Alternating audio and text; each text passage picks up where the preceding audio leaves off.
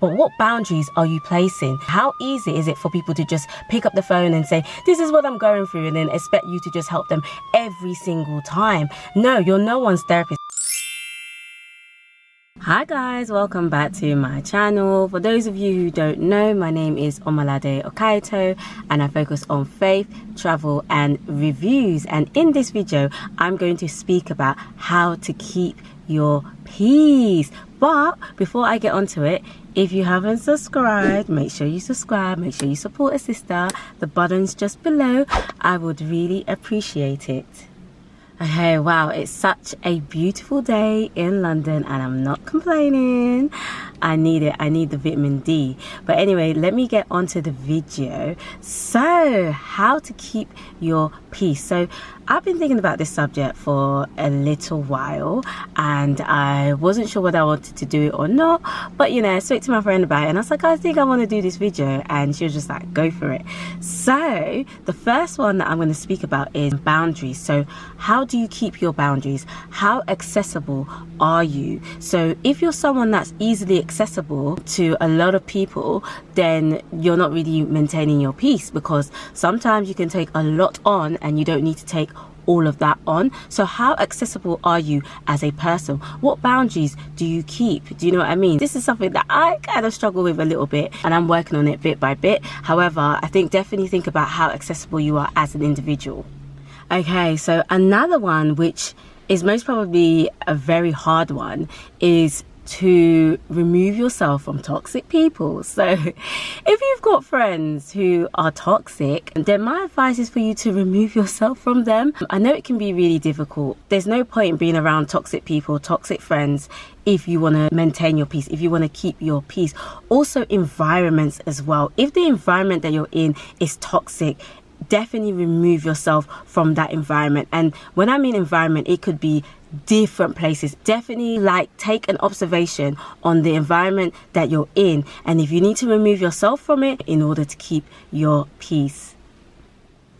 Right, you need to remember that you are not everyone's therapist. So this goes back to my point earlier about being accessible. How accessible are you? Are you the type of person where a lot of people can just pick up their phone and call you and tell you their problems and tell you everything that they're going through? Am I saying that's a bad thing? No, it's not necessarily a bad thing. But what boundaries are you placing? Do you know what I mean? How easy is it for people to just pick up the phone and say, this is what I'm going through, and then expect you to just help them every single time? No, you're no one's therapist. At the end of the day, there are professionals, there are people out there who can support them, and you might not even be at the mental space to support them. And there's nothing wrong in letting them know, saying that, you know what, I'm not in the mental space to hear what you've got to say to me, and I need to invest in myself. I need to give into myself before I'm able to give back to you. And there is nothing wrong in doing that, because if you're just hearing so many people's problems, so many people are just saying X, Y, and Z to you, it can become very draining and it can take a toll on your mental health. So you need to put yourself first at times in order to maintain your peace. All right, so another thing might be how you are using your social media. So some people are content creators, so they use social media, you know, for their business and in a different way. Are you the type of person where social media really gets to you? You count the amount of likes you get, the amount of comments you get, you obsessively watch other people, you compare yourself. All of these things, social media can really have an effect and take a toll on your peace. So maybe look at how you're using social media, if that really affects you. So in the past, I've done social media breaks, which have been really helpful for me. I've also done things like where I don't have the app on my phone, but I just log into my social media on my MacBook. So these are just different ways of how I manage social media sometimes. This is a great one. So self-care, guys. So do you have a self-care routine? There are different ways people do self-care. Self-care looks different to individuals. Another good way is maybe one day a week you have a self-care day. That self-care day is just for you, and once a week you have a self-care day, or you can spread it out during the week. Just depends on you, just depends on what works for you. Whereas with me, I'm a bit more of, I tend to spread it out during the week.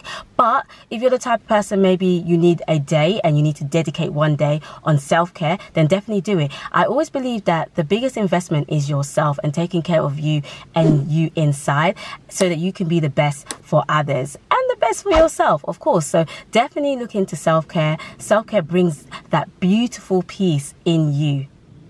Another one to think about is watching and reading things that are good for your long-term development. Now, there are loads of books out there, there are loads of videos on YouTube, and there are many resources online that supports your long-term development. Maybe something for you to think about, plan, and look at targeted resources that support and help you with your long-term development. These are really good things, because you're not only are you being organized, but you're also thinking about your development, you're thinking about you are thinking about your progression as well. So also looking into things like that as well. Okay, not for all, not for everybody, but enjoying your own company. Oh my gosh, like, I'm a people's person, I'm an extrovert, so I gain my energy from being around people. But since the pandemic, I've also learned how to also enjoy my own company. Not that I didn't before, but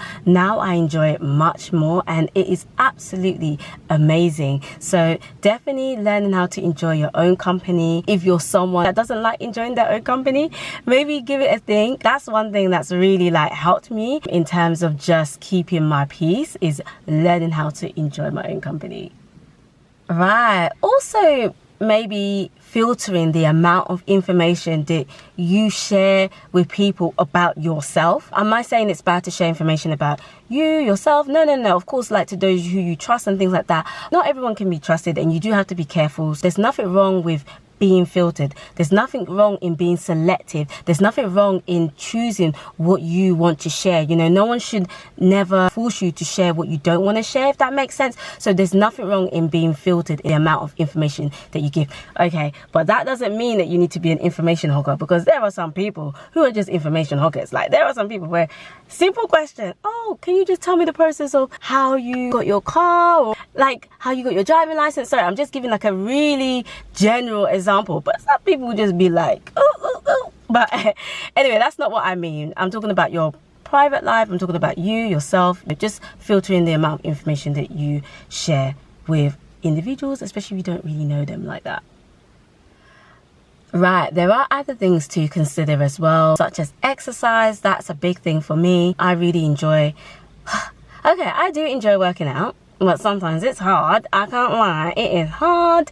It really supports and helps my well-being and my peace, and obviously it brings out that happy hormones. So exercising, walks as well. Walks, amazing. Like, definitely take that into like consideration. Doing walks maybe in the middle of your day, especially if you work from home as well. In the middle of your day, just take like a walk. In the weekends, if you've got a beautiful park nearby, definitely take advantage of just taking walks as well. Food as well, monitoring the type of food that you consume, looking at like your diet, healthy diet and stuff like that. Also taking that into consideration. I'm not a nutritionist or anything like that, but I know that the type of food that you consume also plays an impact as well.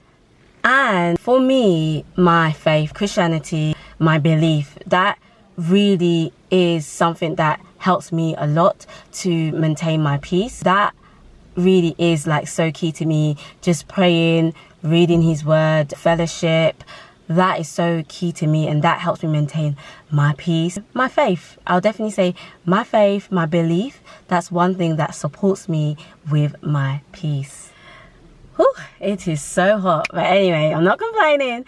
On that note, I really hope that this video was really helpful and supportive. I'll definitely like to know and hear from you guys. What do you do to keep your peace? What do you do to maintain your peace? Please comment below.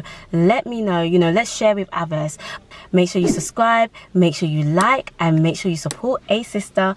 Until next time, guys.